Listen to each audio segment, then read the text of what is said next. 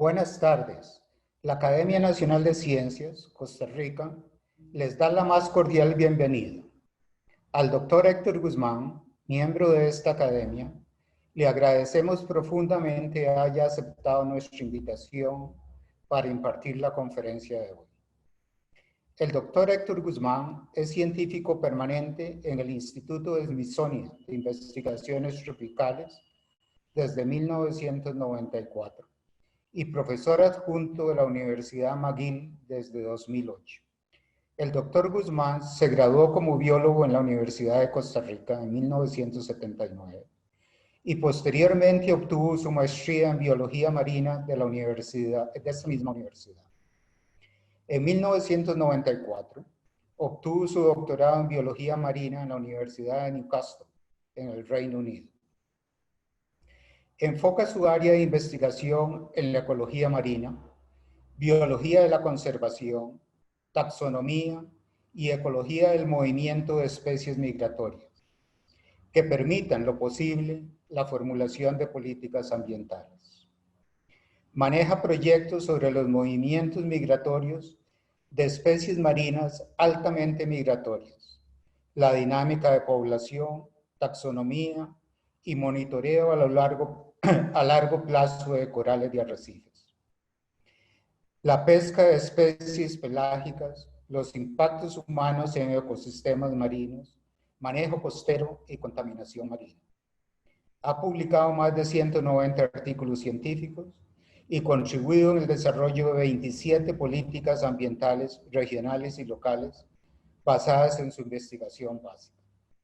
Los resultados de esos estudios han sido esenciales para desarrollar regulaciones pesqueras en Panamá, para crear nuevas áreas protegidas marinas en Costa Rica, Honduras, Venezuela y Panamá, para la protección de especies altamente migratorias y para organizar el tráfico marítimo internacional que reduzca las colisiones de barcos mercantes con grandes ballenas, entre otros. Es un gusto tener al doctor Guzmán y con nosotros el doctor Héctor Guzmán. Muchas gracias, don Walter. Continúo con la presentación. Sí, por favor. Déjenme entonces.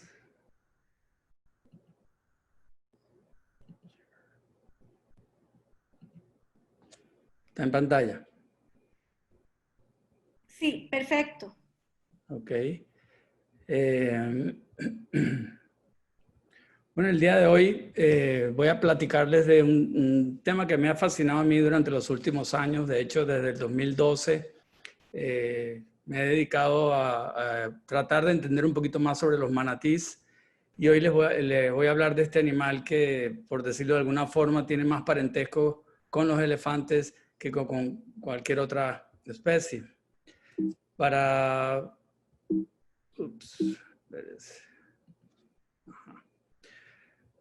comenzar con algunas características, la especie que nos interesa es de hecho es una subespecie, el manatí antillano, Trichechus manatus manatus.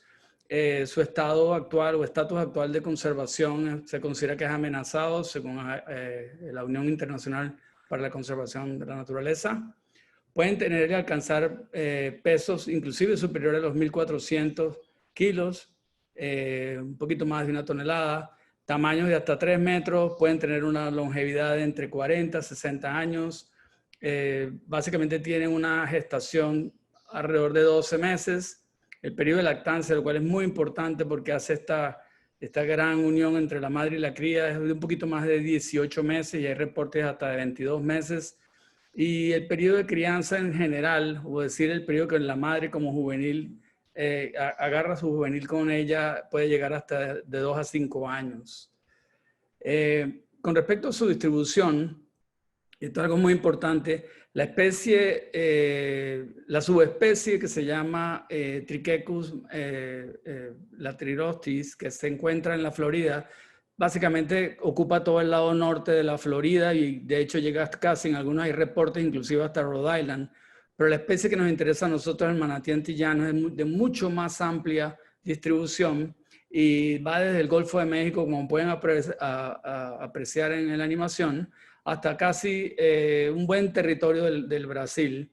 Y esto es muy importante. Desde el punto de vista de Panamá, que es el área donde realmente he concentrado el gran esfuerzo de mi investigación, en Panamá lo encontramos en el área de Changuinola, que es colinda con el límite sur de Costa Rica, la comarca Nove Bugle, en las áreas de la provincia de Colón y Gunayala, y bueno, también en el lago Gatún, que es una población artificial que les explicaré más adelante. Igual en Costa Rica, que es un área muy, muy importante para nosotros, desde Gandoca, de donde está Manzanillo, que es con el límite de Bocas del Toro, básicamente Portete, Parismina y obviamente Tortuguero, toda la barra del Colorado. Son áreas que definitivamente hay enorme cantidad de animales y sigue por toda Centroamérica hasta obviamente México. La mayor parte de los sitios donde los vemos en la región son sitios protegidos o sitios Ramsar de humedales internacionales. Y algo muy importante que por lo menos podemos decir ya previo a esto es que existe la conectividad genética entre Panamá y Belice y México, que la hemos comprobado y lo publicamos en el 2017, donde hay alrededor de unos 2 o 3 haplotipos que son bien característicos que definitivamente lo hace que se logre esta conectividad. Para empezar con un área que a veces es oscura, pero es interesante para evaluar, y es lo que se llama ecología histórica, y que yo creo que es muy importante a veces tener una idea de esto.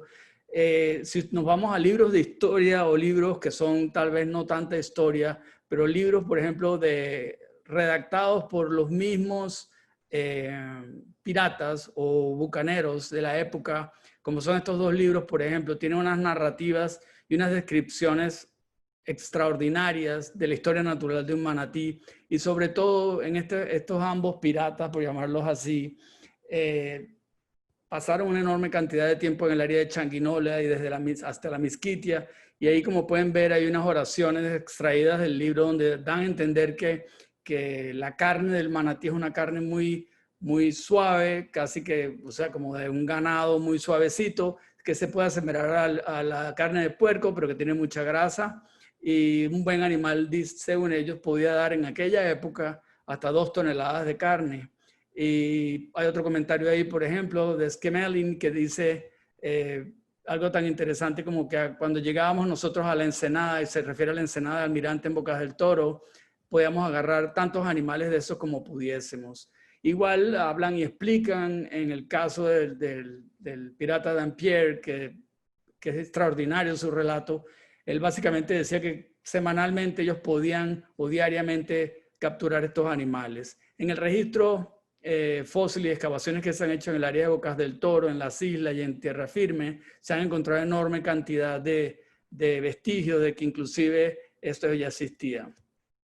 Algo ya más reciente para el siglo XX, 1960 y tanto, y esto es un periódico de la autoridad, de lo que sería antes la Comisión del Canal de Panamá. Como pueden ver ahí, básicamente decían que le ponen una alfombra roja a un manatí que trajeron peruano hasta Panamá para meterlo como un animal para el control de la maleza o de estas plantas acuáticas flotantes que realmente eran, según ellos, un criadero de mosquitos muy importante. Hasta el New York Times hace, y esto es interesantísimo, llama la atención de que el manatí llega. Desde el punto de vista de nosotros biológicos, para darles una idea, el manatí que trajeron era de una segunda especie que no existe en esta región y que está confinada hacia el Amazonas, lo cual, digamos, actualmente eso lo consideramos un grave error de manejo. Pero bueno, más importante es que en los capítulos de los informes anuales que se hacían en aquel momento al gobierno de la zona del canal, ya ellos describían de que se estaban llevando estos proyectos para el control de maleza, perdonen, y habían introducido alrededor de 9 animales que habían sido capturados en el área de Bocas del Toro. Fueron llevados allá y fíjense que lo interesante es que lo tratan como un tema de salud pública. Estos animales los tuvieron allá por varios años y obviamente lo que era de esperarse, ya para 1966 llegan a la gran conclusión que realmente se necesitaría realmente una gran cantidad, un rebaño gigantesco de manatís para que ellos pudieran ser de alguna forma efectivos en el control de esta maleza y por lo tanto la conclusión era que no era efectivo para el control del mosquito. era de esperarse. Un animal de esto necesitarían miles de manatíes dentro del lago Gatún, que es un lago que supera los 400 kilómetros cuadrados para ellos poder realmente cubrir todo eso. Ahora bien, la misión Manatí, que es un proyecto que iniciamos un grupo de científicos, básicamente la meta es usar la ciencia para informar los procesos de toma de decisiones. No somos ambientalistas, ni pretendemos ser ambientalistas, pero sí queremos de una u otra forma generar la información que pueden usar los ambientalistas también para trabajar conjuntamente con los gobiernos. Y nuestro principal llamado es tratar de determinar cuál es el estado de conservación de las poblaciones de toda esta región, no solo de Panamá, tratar de ver si podemos instalar una red de monitoreo, que le vamos a explicar después, evaluar los hábitats, las amenazas de estos hábitats, los procesos migratorios y sobre todo, y algo muy importante, involucrar a las comunidades locales en el proceso de protección. Obviamente, una vez más, orientar la toma de decisiones de los gobiernos locales y regionales. Bien, el proyecto de nosotros se inicia, como les dije anteriormente, por allí del 2012, en el humedal San Samposac, otro sitio Ramsar, más o menos un humedal de más de 16,000 hectáreas. Ese es el polígono. Aquí en el sector que podemos ver aquí adelante está colinda con el río Zigzaola, que sería el límite con Costa Rica. Nosotros, para darle una idea rápidamente cómo es esta área de manejo, fue creada como sitio Ramsar en el 93, pasa a ser un humedal ya oficial por el gobierno panameño en el 94. 2004 hacen el plan de manejo, lo cual, aunque ustedes no lo crean, no ha sido implementado. Y en el 2014 es interesante que nosotros iniciamos nuestros estudios en el 2012 y ya dábamos recomendaciones de manejo que incluyen, por ejemplo, la ampliación de los límites del área protegida porque las madres y las crías se localizaban en otras zonas. Vean qué interesante que para aquella época, mediados de los 80 y finales y mediados de los 90, ya Panamá producía estampillas que obviamente ya nunca las vemos, en la cual sale un manatí, lo cual es interesante como un recuerdo, un souvenir. Ahora bien, es importante que cuando hablamos de poblaciones animales silvestres y sobre todo estos animales tan carismáticos, también tenemos que entender un poquito que la destrucción y la degradación del hábitat va de la mano. No nos podemos divorciar de eso. En un análisis que hicimos nosotros, comparando imágenes de satélite y los análisis de cambios en la cobertura de uso de suelo y cobertura boscosa, comparando imágenes del 2002 con el 2013, pudimos más o menos, por decirlo así, cartografiar los distintos sistemas y para aquella época podíamos ver que el bosque inundable se veía perfectamente aquí y toda la zona protegida tenía. Esta zona que ven así como rosadita eran rastrojos pioneros que ya estaban, por decirlo así, en progresión a un bosque casi secundario. Y obviamente todo esto era actividad de uso agropecuario. Para el 2013 las cosas cambiaron demasiado rápido en nuestra opinión y básicamente la frontera agrícola se movió casi tocando la zona protegida y definitivamente eliminando, por decirlo así, toda la zona de amortiguamiento. Esto es importante tenerlo como una forma de historia del lugar porque todo está asociado, la conservación, manejo o el monitoreo de poblaciones también con la calidad del hábitat. Ahora bien, ¿cómo nosotros podemos evaluar la población de estos animales? Si ustedes ven estas imágenes del lado izquierdo, esos son manatíes. Fíjense qué bonitos. Usted simplemente necesita una avioneta, un helicóptero, o si no tiene tantos fondos, simplemente un drone. Y usted va y puede contar estos animales perfectamente sin mojarse y porque las aguas son claras y se lo permite. Esto es la forma como se estiman las poblaciones de forma visual y aérea en la Florida y en otros lugares como en Belice, por ejemplo. Pero la realidad es otra en las zonas tropicales donde nosotros estamos. Digamos, desde el sur de México, incluyendo hasta Costa Rica, Panamá y muchos lugares de Colombia también, donde se distribuye esta especie. Realmente estos animales viven en aguas muy turbias, donde la visibilidad no hace posible que nosotros podamos hacer un conteo aéreo y menos todavía poder navegar en la mayoría de estos ríos por la cantidad de vegetación acuática como la que ustedes pueden ver ahí. El hecho de que esté esa vegetación es buenísimo, porque esa es precisamente, ahí hay por lo menos 15 especies de distintas de plantas acuáticas que sirven de alimento para los manatís, y por eso los manatís frecuentan estos ríos costeros para alimentarse, para reproducirse, aparearse. Inclusive hay unos que creemos que se quedan casi que residentes. Pero el punto es que no los podemos ver y dificulta mucho este tipo de aproximación, de evaluación. Bien, nosotros comenzamos, como le digo, en el 2012 y en 2013 empezamos a hacer, con la única herramienta que encontramos. Yo le reconozco que yo soy biólogo marino, nunca había trabajado en un humedal o nunca había trabajado en un río. Cuando llegamos ahí, lo único que encontramos fue este bendito autobús Diablo Rojo, como le dicen aquí en Panamá.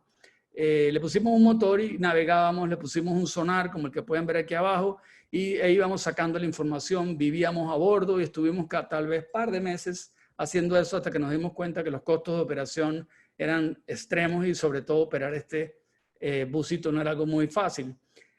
Nos fuimos con un bote inflable, adaptamos el mismo sonar y continuamos haciendo búsquedas y barridos enteros para tratar de localizar con el sonar a los manatís para poder nosotros así estimar el tamaño de la población y su distribución. Pues nosotros nos manteníamos, hacíamos transectas desde el punto del comienzo del río hasta el final del río, por el centro del río, y con este sonar, que se llama de barrido lateral, podíamos ver los manatís. Básicamente buscábamos una señal parecida a un maní, que es la forma, y más o menos se entendía que eso era un manatí. Para darles una idea, recorrimos alrededor de 1.731 kilómetros de río. La longitud total de este río, el río Sansán, es alrededor de 18 kilómetros. Así que se pueden imaginar el montón de transectas y recorridos que hicimos semanalmente durante un poquito más de un año. Con esto, ¿qué obtuvimos? Algo que era la primera vez que se lograba probablemente en algún país de toda la región. Logramos definitivamente cartografiar, hacer la batimetría de todo el río para saber cuáles en nuestros modelos posteriores que podía explicar la distribución de los animales. Pero más importante aún, pudimos saber cómo era su distribución y abundancia a través del tiempo, mensual, bimensual, etc. Y eso nos llevó a poder de verdad evaluar las amenazas que vendrían después. En esta figurita, más o menos resumiendo un poco esto, podemos ver en rojo el área donde hay mayor número de manatís y en naranjita sería el área un poco más moderada. Y es importante que noten que aquí abajo podemos apreciar un área donde encontrábamos siempre madres y crías muy abundantes, e interesante es ver que estaba fuera del área protegida. Esta línea azul representa el polígono del área protegida y es algo muy importante. Y con respecto a la abundancia, nosotros estimamos un promedio de alrededor de 30 animales para el río Sansán-Ponchac, para el río Sansán, perdón, lo cual lo publicamos en el 2017. Y hasta ahí pudimos llegar porque realmente teníamos problemas para trabajar en otros ríos. Ahora bien, si ustedes pueden oír ahora, no sé, esto es una audiograma donde podemos escuchar a una madre y una cría que están, por decirlo así, conversando. No sé si están regañando o simplemente están conversando. Y durante este periodo de aprendizaje del 2012 y 2013, nosotros tuvimos alrededor de 300, 350 grabaciones acústicas mientras trabajamos allí. Parte de esas grabaciones las prestamos para un par de estudiantes de la Universidad de Costa Rica, la cual publicaron posteriormente unos análisis donde se hacía algún tipo de uso de esta acústica pasiva. Más adelante, por decirlo así, la historia cambia casi que en 360 grados. Nosotros, yo no sé si por ambición o por ganas de aprender, decidimos incorporar varias estaciones con hidrófonos para escuchar, de manera que en ningún momento nuestros ríos no tuvieran alguien que los estuviera escuchando. Nosotros programamos hasta el día de hoy los hidrófonos para que estén todo el día en el agua durante todos los años grabando cada 10 minutos por 2 minutos seguidos. Se pueden imaginar la cantidad de información que podemos obtener. Y podemos ver, este es el río Sansán, que era navegable, por eso usamos la metodología del sonar, mientras que aquí, Este es el río donde ustedes pueden ver esa gran cantidad de vegetación en el video que vimos anteriormente. No es navegable, por lo tanto el sonar no podía hacer definitivamente nada que pudiera hacer a nosotros algo. Y es aquí donde comienza una total nueva historia. Aquí les presento a 4 colegas, estupendos colegas. Los 4 son ingenieros de electromecánicos, ingenieros en comunicaciones, ingenieros en programación, ingenieros en robótica. Todos son profesores y investigadores de la Universidad Tecnológica de Panamá, y el doctor Ferret, que definitivamente es de Francia. Entre todos creamos un equipo, yo diría que multidisciplinario, que es lo que está tratando de avanzar ahorita un poquito más hacia adelante esta ciencia de manatí que yo intento platicar el día de hoy. Gracias a ellos, a ese gran impulso, a nosotros los ecólogos nos motiva trabajar con tecnología de primera. Bien, aquí en este cambio empezamos simplemente a tratar de identificar a los animales por su vocalización. Y la premisa es que se supone que cada manatí tiene su propio contenido específico. Es decir, un tono o un armónico que es claro que puede ser de él, igual que pensándolo como que fuéramos humanos. Vale la pena decir que ellos, por lo general, el rango en el cual vocalizan o los podemos nosotros mejor encontrar es un rango entre los 0.7 y los 20 kilohertz. Y algo muy importante es que cada vocalización que ellos producen es de alrededor de el promedio es de 360 milisegundos, es decir, 0.36 segundos. Entonces, para darle una idea, esto es algo muy rápido que detecta el hidrófono y que tenemos que nosotros saber cómo recolectar esa información. Y de eso es lo que les voy a hablar ahora un poco. Este es un escenario que me ayudó y estoy empleando las ideas del grupo de ingenieros, pero básicamente ustedes tienen que imaginarse ahorita en el escenario de la derecha como que ustedes estuvieran en una gran fiesta. Es un salón enorme donde usted tiene un montón de gente que está hablando en una esquina, en un balcón, otros están hablando en el bar, otros están riéndose sentados en las escaleras, otros están en una salita. Y nosotros instalamos micrófonos, por decirlo así, en diversos lugares de ese salón para tratar de escuchar qué es lo que estaba pasando allí. Del lado izquierdo es básicamente lo mismo que nosotros hicimos en el área de Saint-Saëns-Pont-Sac. Pusimos estos hidrófonos, como pueden ver, más o menos de una forma análoga a este ejemplo que les estoy dando. Lo que es aquí el gran reto es que nosotros no sabemos, no tenemos la lista de invitados a esta fiesta. Y una vez que ellos se van, nosotros tenemos que de alguna u otra forma escuchar todas estas grabaciones y averiguar quiénes fueron los que fueron a esta fiesta. Y esto es muy importante. Este trabajo que les voy a presentar lo publicamos en el 2019, es muy reciente, hace si acaso menos de un año yo creo, y es simplemente fascinante. Entonces pasamos de cómo captamos todo este montón de audioclips y pasamos a la fase de cómo los detectamos. Para eso, obviamente, se creó un algoritmo que lo creó un estudiante, Giacomo, fue parte de su tesis, por cierto, y básicamente lo que se busca es tratar de ver todas las señales y tratar de localizar dónde se encuentran las vocalizaciones a lo largo de estos cientos de miles de audioclips de 2 minutos que les hablaba anteriormente. Posteriormente, tenemos que ver cómo reducimos todo el ruido que no tiene absolutamente nada que ver con los manatíes. Si volvemos al ejemplo de la fiesta, usted en la fiesta va a tener gente calladita hablando en un rinconcito, pero igual puede tener música, igual puede tener, como le digo, gente riéndose a carcajadas, puede tener fuegos artificiales porque era una fiesta muy interesante, etc. Y nosotros tenemos que tener la capacidad de reducir todo este ruido para transformar, si vemos la imagen de la izquierda, en una imagen más limpia o sin ruido, la cual nos ayuda a identificar posteriormente la vocalización que estamos buscando.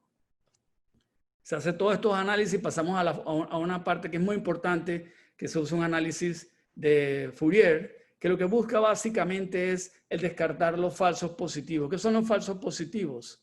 Que básicamente podríamos tener dentro de por ejemplo, en la reunión que estábamos hablando antes, podríamos tener muchos ruidos que fueran similares y tal vez se asemejan en algún momento o confunden en algún momento alguna de las por decirlo así, de las vocalizaciones humanas que estábamos grabando. Entonces, tenemos que buscar una forma y se filtra también para retirar estos falsos positivos. Posteriormente viene una parte muy importante, por no decir la más importante, y es tratar de buscar otras formas matemáticas, en la cual se crearon todos estos algoritmos para tratar entonces de crear estos sistemas de agrupación por la similitud de los animales, y se usaban métodos no jerárquicos, como es el K-mean, por ejemplo, que es muy importante para la validación de estos clusterings, y obviamente se comparaba con métodos jerárquicos de igual forma. Pero lo que es importante aquí era que lográbamos agruparlos por sus similitudes, y esto era vital para nosotros para poder realmente entonces contar a los animales. Pero esta es una parte que de verdad a mí me costó entenderla, le voy a decir la verdad, pero después de estar tanto tiempo con estos fabulosos ingenieros, resulta ser que la metodología no es realmente el análisis per se o el análisis propiamente del audio, sino es un análisis de la imagen de este audiograma. Realmente ese es el análisis. Se hace distintas formas de filtraje, de preprocesamiento para tratar de buscar las distintas formas matemáticas que se aplican aquí, y sobre todo se emplean los componentes principales para tratar de llegar entonces a aclarar. Y es importante decir que se pueden meter en este programa que se creó, se puede meter una enorme cantidad de muestras sin importar cuántas, y podíamos analizar de 2.500 simultáneamente, algo muy interesante. En esta continuábamos de alguna forma filtrando y llegábamos a los cálculos de estos coeficientes, que básicamente a través de los componentes principales lo que hacíamos era crear una serie de puntos y los separábamos entre sí. Era como que tener un montón de puntos en el espacio, y estos puntos eran los que nosotros considerábamos que eran nuestros mejores candidatos. Usando esta metodología, por ejemplo, de no jerárquica, lo que se logró hacer fue separarlos y agruparlos de forma que estuviéramos convencidos de que realmente estos eran siempre el mismo animal. Estábamos hablando de que realmente era el mismo tono del animal o el armónico, etc. Y esto fue vital para nosotros poder convencernos que realmente la metodología funcionaba. Los resultados, después de toda esta parte que le hablé, porque yo creo que es importante que tengamos que esto no se hace fácilmente. Y tomó casi 2 años a todo este grupo de equipo científico multidisciplinario poder desarrollar las herramientas para que los ecólogos podamos entonces nosotros hacer algo después, realmente. Después de haber analizado más de 300.000 audioclips de 2 minutos, son alrededor de 3 años de data, de haber tenido 4 estaciones de hidrófonos, escuchándolos por 3 años consecutivos, logramos analizar más de casi 5.000 vocalizaciones. Y llegamos a una estimación de que en el río Sansán, en el que podíamos navegar, y habíamos hecho, si les recuerdo, el análisis con el sonar, que la población andaba entre 33 y 34 animales.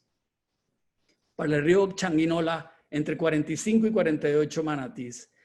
Pero lo más importante aquí fue, cuando logramos ver toda esta representación y sobre todo comparando la data que habíamos obtenido con el sonar y la data que se había obtenido con el análisis de estas agrupaciones por medio de las vocalizaciones en el río Sansán, logramos darnos cuenta que realmente ambos sets de información eran comparables, lo cual nos animó muchísimo porque nos daba confianza de que realmente estábamos entre una forma de monitoreo, por decirlo así, acústico activo, que es el sonar andando, y el acústico pasivo, que es tener el hidrófono en el agua, eran comparables.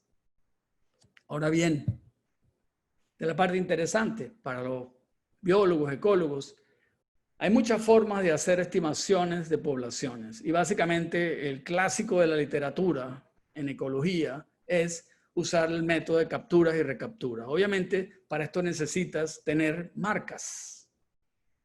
Aquí tenemos, como vemos aquí en los manatíes, en el manatí del lado izquierdo, podemos ver que tienen marcas. Si nosotros estuviéramos en Crystal River, en la Florida, o estuviéramos en Belice, con cámaras podríamos hacer un censo de los animales y podríamos reconocerlos con el día, la fecha, y anualmente vamos capturando, recapturando, y podemos así estimar la población. No obstante, optamos por usar nuestras poblaciones basadas en los individuos que habíamos ya logrado separar acústicamente. Es decir, cada vez que volvíamos a reconocer esa específica vocalización, sabíamos que el animal se encontraba de nuevo en el área de estudio. Y así lo hicimos por 3 años.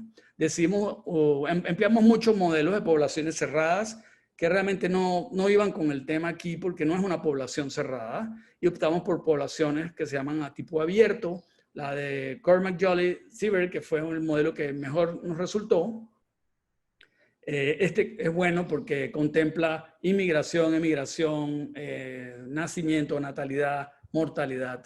Y esto, con toda esta data, logramos entonces correr estos modelos de captura para estimar la población por primera vez para Panamá y honestamente debo decir que para Centroamérica al menos, porque no hay publicaciones de tamaño poblacionales reales. Encontramos para el río Changuinola alrededor, para cada año, alrededor de los 40 y tantos animales con un promedio de 42, y para el río Sansán obtuvimos 30 en promedio y más o menos se mantenían ahí un poquito bajo 26 para el 2018. Pero lo importante es que teníamos la primera aproximación del tamaño poblacional y yo creo que eso es vital porque es aquí donde empezamos nosotros a motivarnos más. Entonces estamos ahorita actualmente en proceso de revisión en una revista. De nuevo, llegamos hasta acá, estimamos la población, reconocemos que nuestra metodología es bastante aceptable por ahora y entonces empezamos a ver cuáles son nuestras perspectivas futuras, hacia dónde queremos movernos nosotros. Si bien el monitoreo fuera en línea, que es por decirlo así el que venimos haciendo hasta el momento, sacamos la información, la analizamos en los laboratorios, quisiéramos, y estamos ya trabajando en eso, ampliar nuestra red de grabadoras o hidrófonos. Queremos definitivamente mejorar nuestros algoritmos y modelos y metodologías de análisis porque el volumen de datos que tenemos ya necesitamos una verdadera supernube para poder analizarlos. El tiempo es gigantesco y la capacidad computacional a veces compromete nuestro proyecto. Queremos recolectar datos de una forma más precisa. Más importante aún, y sobre todo desde el punto de vista de la sociobiología de estos animales, queremos obtener más información sobre el tamaño del animal, su sexo, su edad dentro de la población, es decir, la demografía de la especie. Queremos ver cómo se mueven a través del tiempo usando el hábitat o si son migraciones, por ejemplo, entre Belice, Panamá o Costa Rica o dentro de Panamá, cómo se mueven. En fin, toda esta información la estamos trabajando en este mismo instante y hay muchas, tal vez no les puedo explicar todo en esta charla. Y algo muy importante, con la data que ya tenemos existente, y les pongo este ejemplo, este es el manatí número 8 del río Changuinola. Si ustedes ven estas figuras aquí, podemos tener las detecciones por día, por hora, por mes, por sitio, por año, etcétera. Y si ustedes lo ven aquí para este animal, podemos ver cómo realmente es comparable la presencia del animal desde, por ejemplo, del año julio del año 15 hasta marzo del año 18 en otros 2 sitios donde los vamos viendo. Y esto es muy importante porque eso nos da entonces una nueva dimensión. Podemos empezar a hablar de los cambios en el uso del hábitat desde el punto de vista espacial, temporal, y la detección de los animales, como ya las tenemos en cierta forma entendida, es vital. Vean esta animación. Esto es una animación donde les estoy poniendo 3 años, 30 y tantos meses de data en menos de 1 minuto. Aquí hay 45 animales moviéndose dentro de los canales del río Changuinola. Es interesantísimo ver porque es que visualmente nos ayuda a entender también inclusive la parte social, las redes sociales del manatí, es decir, la mamá con la cría, si se mantienen juntos, si hay muchos machos que van detrás de una hembra, si esa hembra tiene cría o esa hembra llegó nueva a la población. Todo esto lo podemos evaluar simplemente con tener una red en el área. Aprovecho esta misma imagen para que ustedes vean. Esto que ustedes ven aquí es el área protegida. Usualmente las áreas protegidas son verdecitas y relativamente bien conservadas porque esa fue la idea del atributo de conservación. El área protegida llega hasta acá. La frontera agrícola, como pueden ver, de las grandes empresas bananeras ya se metieron, como les había mencionado anteriormente, se metieron adentro y ya está en el borde. Perdimos el área de amortiguamiento totalmente. Y obviamente si podemos ver solamente este pedazo que está aquí, hasta aquí, hasta el río, este es el río Changuinola, está protegido. Todo lo que pasa aquí en estos canales artificiales de drenaje, que son ricos en vegetación, es utilizado para apareamiento, es utilizado para como área de alimentación y área de cría. Dicho sea de paso, es un área muy contaminada, por supuesto, ¿no? Ahora bien, otra perspectiva, más allá de lo que conversamos ahorita, es el monitoreo entonces en tiempo real.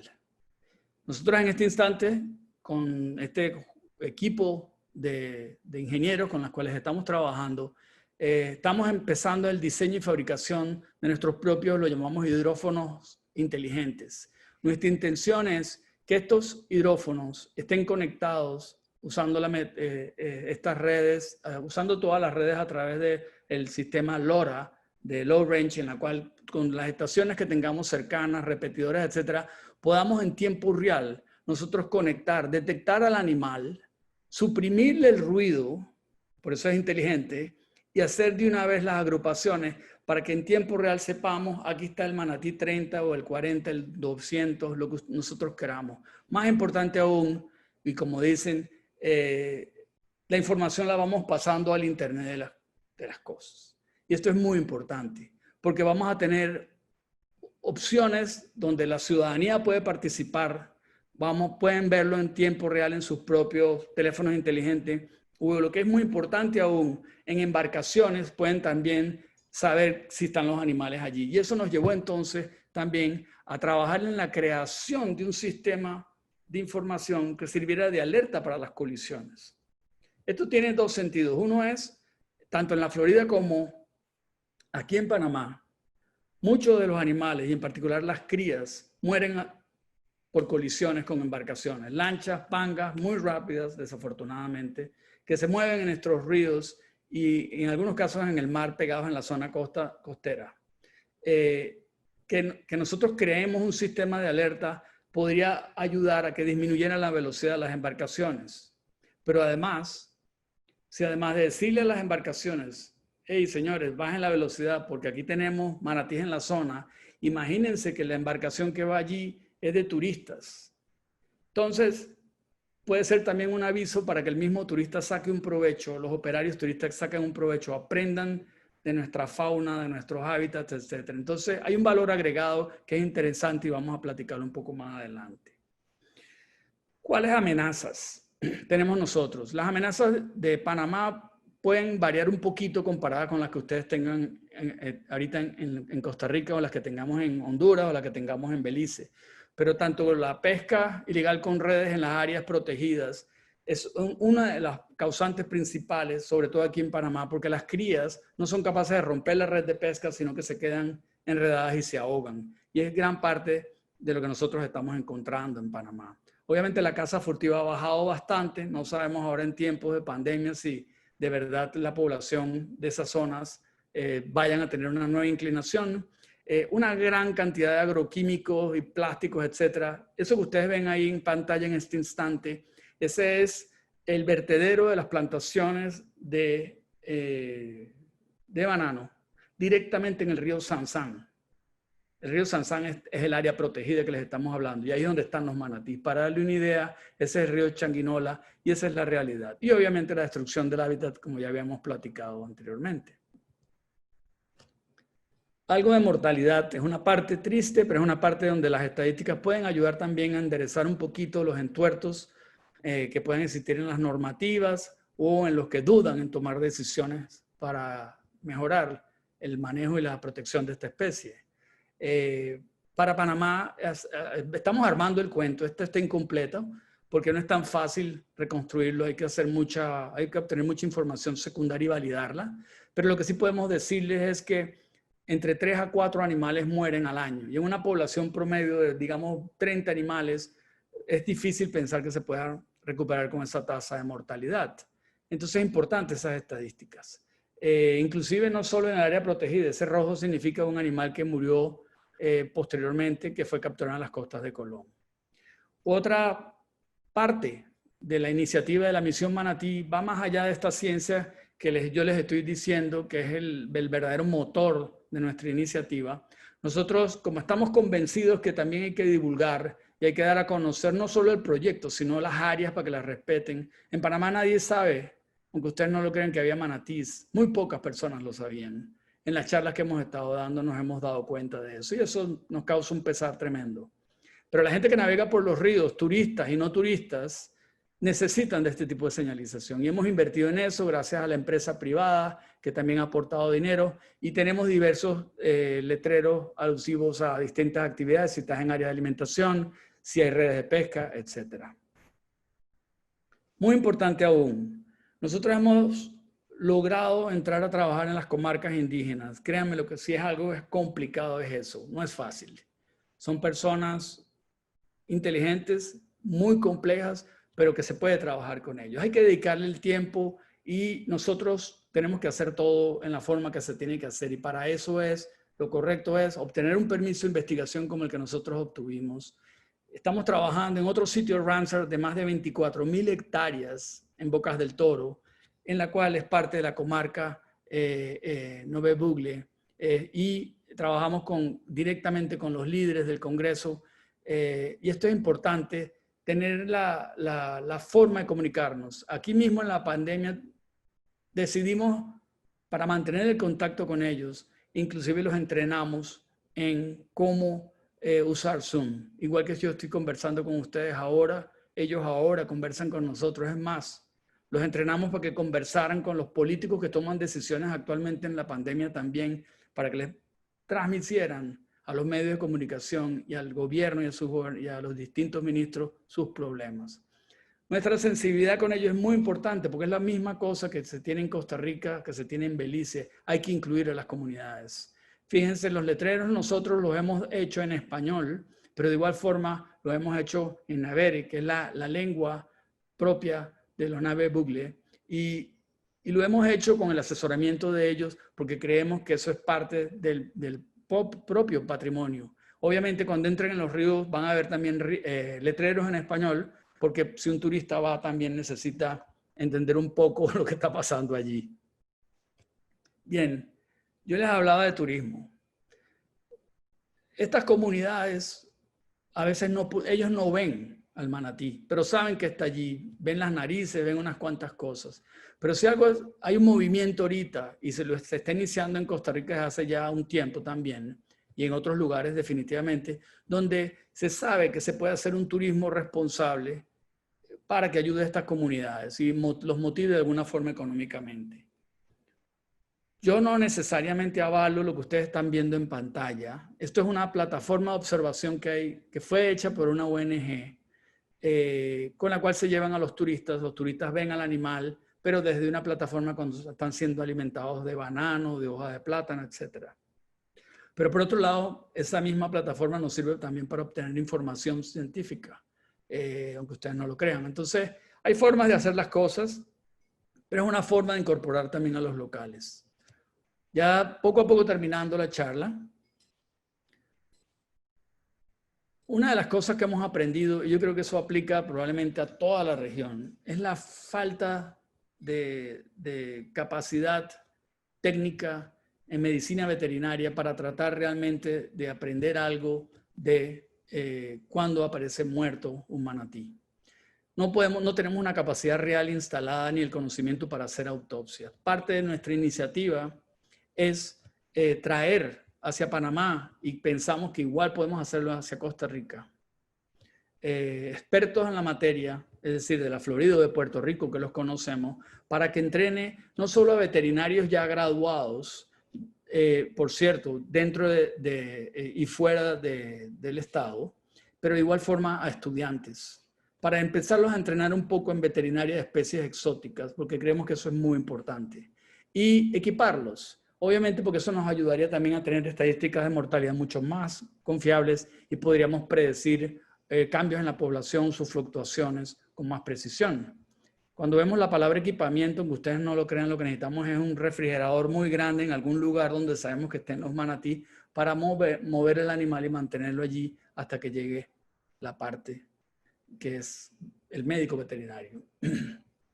Terminando ya, aprovecho para decirles que ya desde hace varios meses estamos conversando con esta fundación que se llama Costa Rica Wildlife. Ellos tienen comenzando un proyecto que se llama el CICAO y obviamente se fundamenta y se está tratando de concentrar en el área de Tortuguero y la barra del Colorado. Allí vamos a comenzar a trabajar con ellos, ya estamos buscando los fondos por separado y juntos y definitivamente necesitan el apoyo de todos nosotros. El apoyo que estamos buscando ahora, sobre todo también es instrumental. Necesitamos poner estos instrumentos en el agua para empezar a crear esta red tan interesante como la que creo que les he mostrado hasta el momento. Y es importante ya que sepan que en Costa Rica tenemos esta organización que está y va a trabajar con nosotros, igual que tenemos la Fundación Cuero y Salado en Honduras, donde hay un lugar espectacular para estudiar los manatís y para sacar un provecho turístico. En resumen, yo creo que nosotros concluimos que podemos estimar acústicamente el tamaño de las poblaciones y sus fluctuaciones a través del año. Nosotros tenemos en este instante ya casi 6 años de data por analizar. O sea, son cientos de miles de audioclips. Como le digo, esto obviamente conforme los años vayan pasando podemos mejorar mucho nuestros modelos de estimación de captura, recaptura, etc. Creemos que la mortalidad es alta y no estamos muy seguros que esto vaya a permitir que se recupere la especie. Esto es una especie amenazada. Según la Unión Internacional para la Conservación de la Naturaleza, el último informe, o lo que llaman ellos el assessment del grupo especialista en sirénidos, era del 2008 y ya la declaraban amenazada. Hasta la fecha no hay ni un solo estudio poblacional para la región donde se encuentra y se distribuye la subespecie en cuestión. Creemos que nosotros podemos ayudar científicamente a mejorar estos estimados. Estamos trabajando en tiempo real, como les decía, con el desarrollo tecnológico para este monitoreo. Estamos impulsando el turismo comunitario en Panamá y Costa Rica. Costa Rica obviamente ya tiene 1 trillón de años luz. Adelante de Panamá. Panamá está ahí dando pasitos de bebé, pero creemos que va en el lado correcto. Como les dije anteriormente, lo importante es el respeto a las comunidades y trabajar con ellos. Y creemos que Costa Rica va a tener un modelo muy bonito cuando entremos en el área de Barra del Colorado. Tenemos que seguir trabajando en el monitoreo con los indígenas y toda esta zona. Estamos iniciando, ya tuvimos el permiso de la Autoridad del Canal de Panamá para estudiar esta población artificial, que hasta el momento, si para 1964 teníamos 10 animales, uno que no era una especie de la región y los 9 que habían sido llevados desde Bocas del Toro hasta el lago Gatún, se dice que hay 30, 70 animales. Obviamente es un experimento de entrecruzamiento de la mejor forma que se puedan imaginar. Obviamente vamos a hacer análisis genético y vamos a tratar de estimar la población con distintas formas, incluyendo el uso de drones, porque el agua en algunos sectores es un poquito más clara. Y como les dije anteriormente, regionalmente queremos ir hasta Costa Rica, Honduras, y ya estamos trabajando con México. Tenemos audios de un investigador de México que nos ha mandado ya la información para nosotros procesarla. Y por último, pero no menos importante, estamos convencidos que los gobiernos son los que tienen la responsabilidad de su protección. Yo creo que eso no hay la menor duda, nos guste o no, son los gobiernos los que tienen que tomar estas decisiones. Pero nosotros como sociedad tenemos que participar. Tal vez nosotros los científicos aportamos con esto, pero todos los otros restantes miembros de la sociedad, que puede ser desde restaurantes, organizaciones ambientalistas, organizaciones de pescadores, lo que ustedes quieran. Eso es sociedad para mí. El caso es que organizados pueden ayudar en la protección de este animal. Es imposible que en muchos de nuestros países ni siquiera sepan que tienen al manatí, que es una especie muy emblemática y muy respetada en otros países. Y eso yo creo que es muy importante, que la sociedad se involucre para que también los gobiernos puedan sentir, digamos, una presión suave. Y bueno, hasta aquí llego yo por ahora para tomar algunas preguntas de parte de ustedes. Esto es un proyecto grande, ya creo que tenemos sus 6, 7 años. Obtuvo fondos inicialmente del Banco Interamericano de Desarrollo y de 2 empresas del sector energético, como es el Gas Natural Fenosa y AES, con represas, etc. pero más importante aún, el proyecto actual, donde estamos haciendo todos estos diseños de nuestros propios hidrófonos, donde estamos pasando ya a esta tecnología en tiempo real. Tenemos fondos de la Secretaría Nacional de Ciencia de Panamá. Todos de los 5 investigadores, 4 somos del Sistema Nacional de Investigación de Panamá, y obviamente es incondicional el apoyo que tenemos de la Universidad Tecnológica de Panamá y del Instituto Smithsonian. Y hasta aquí yo llego. Gracias.